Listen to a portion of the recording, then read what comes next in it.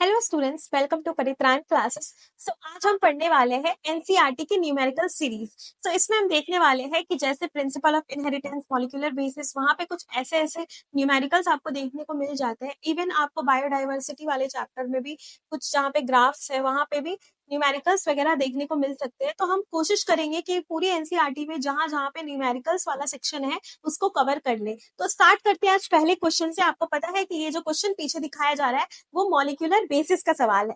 ठीक है, हमें पता है कि इस क्वेश्चन में पहला क्या कहने की कोशिश कर रहा है, तो याद रखिए एक शॉर्ट लेंथ ऑफ डीएनए है बेटा। ठीक है, मॉलिक्यूल कंटेन्स 120 एडेनाइन। पहले तो ये जान लो, मैं बेसिक्स भी थोड़ा थोड़ा बता देती हूँ यहाँ पे so दैट कि आपको एक बार रिकॉल हो जाए। तो ये है आपका डीएनए डबल हेलिक्स। क्या है? DNA double helix. आपको पता है कि ह्यूमन की जो डीएनए की लेंथ कितनी है? 2.2 मीटर है। पर क्योंकि इतनी बड़ी डीएनए जो होती है छोटे से माइक्रोमीटर के सेल पे नहीं आ सकती, तो हम उसको कॉइल करके रखते हैं, जिसका हम न्यूक्लियोसोम मॉडल पढ़ते हैं। सब याद आ रहा है? बिल्कुल। अब देखो, मैंने क्या आपको बताया था कि एडेनिन जो होता है बेटा, वो किसके साथ दो हाइड्रोजन बॉन्ड बना करके थाइमिन के साथ क्या करता है? दो हाइड्रोजन बॉन्ड बनाता है। What is adenine, thymine, guanine, cytosine? ये सब क्या है बेटा?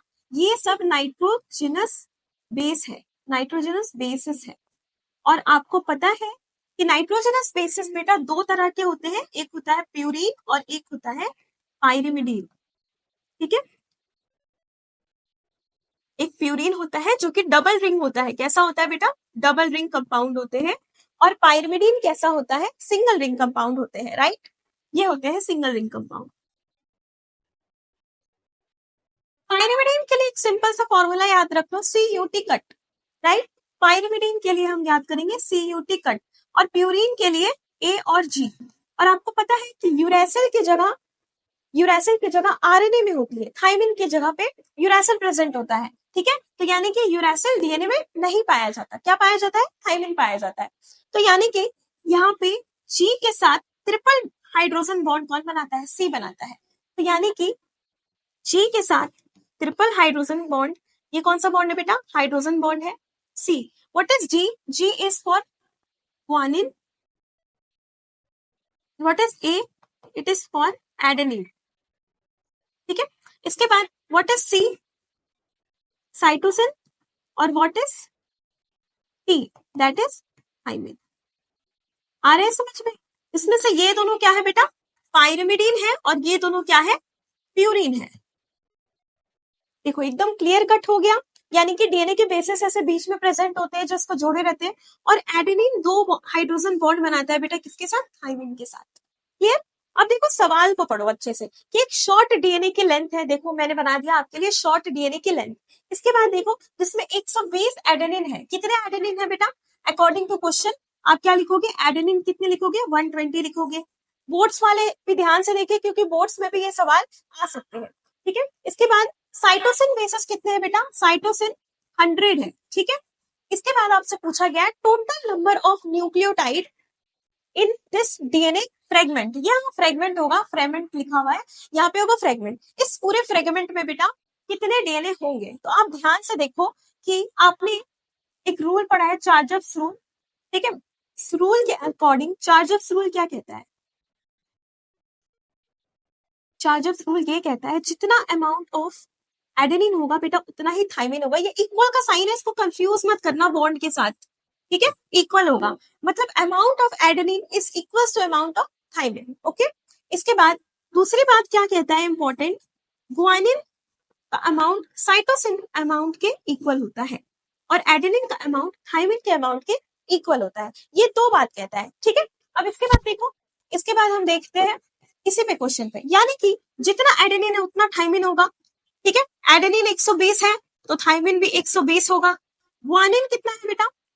ग्वानिन तो दिया ही नहीं है। साइटोसिन दिया है, साइटोसिन कितना है? 100 है, तो ग्वानिन भी कितना हो जाएगा? 100। सारे को जोड़ दो, सारे को जोड़ने के बाद क्या आ जाता है? 440। यानी कि नंबर ऑफ न्यूक्लियोटाइड कितने हो जाएंगे? 440। और ये देखो फोर्थ ऑप्शन में आपका आंसर है, तो इसका आंसर क्या हो जाएगा? 440। अब देखो नेक्स्ट पे हम बात करते हैं।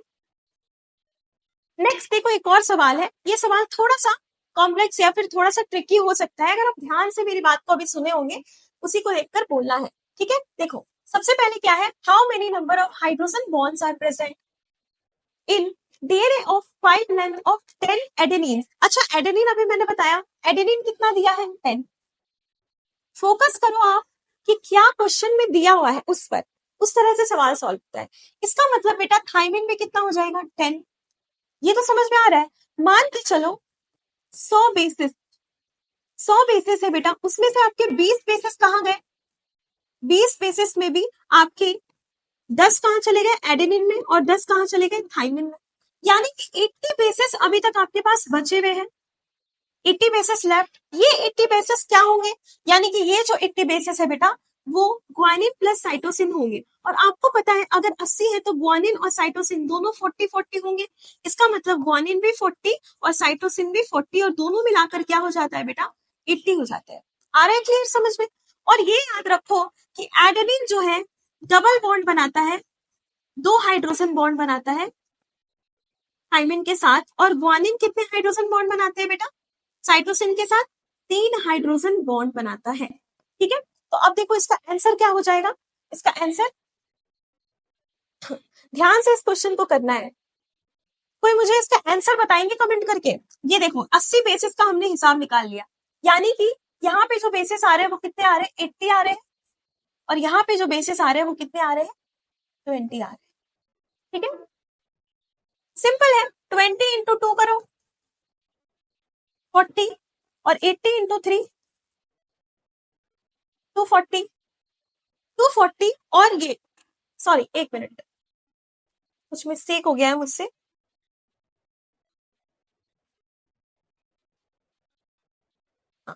दो हाइड्रोजन बॉन्ड बना रहे हैं ये 10 के साथ और ये इसके साथ, ठीक है। अब देखिए इसको कैसे करते हैं, तो देखो इसको क्या कर रहे थे कि इसमें कितने बेसिस है बेटा 40 है, एक में कितने हैं 40 है, तो देखो मैं आपको दिखाती हूँ कि ग्वानिन और साइटोसिन, ठीक है, ये दोनों मिलकर के बॉन्ड बनाए, ग्वानिन 40 था साइटोसिन 40 था, इन दोनों ने ट्रिपल बॉन्ड बनाए G और C, इसमें 40 बेसिस लगे और कितने हाइड्रोजन बॉन्ड थे 3।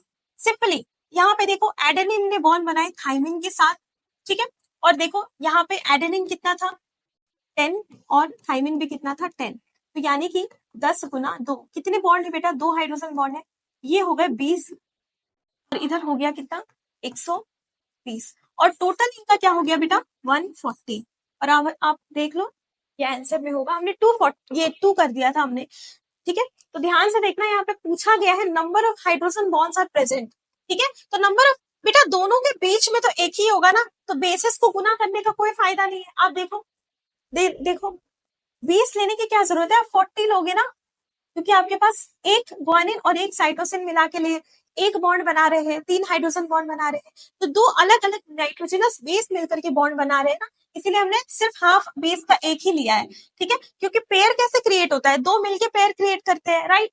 अब आपको समझ में आ गया, इसके लिए आज के लिए इतना काफी है, थैंक यू सो मच।